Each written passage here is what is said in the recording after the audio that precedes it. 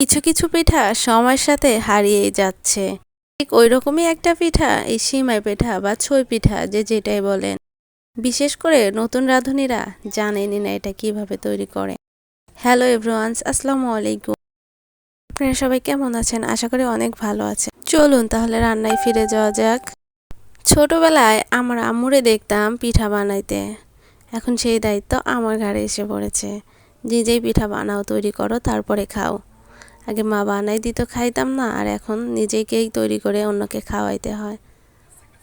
যাই হোক, রান্নায় ফিরে যাই। আমি এদিকে একটু আটা নিয়ে ছই পিঠাগুলো বানিয়ে নিয়েছিলাম।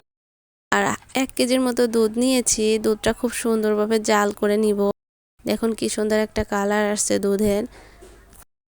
দুধটা যখন বলক আসবে তখন সিমাইগুলো দিতে হবে, যাতে সিমাইটা গলে না যায়। বেশি নাড়ানাড়ি করা যাবে না।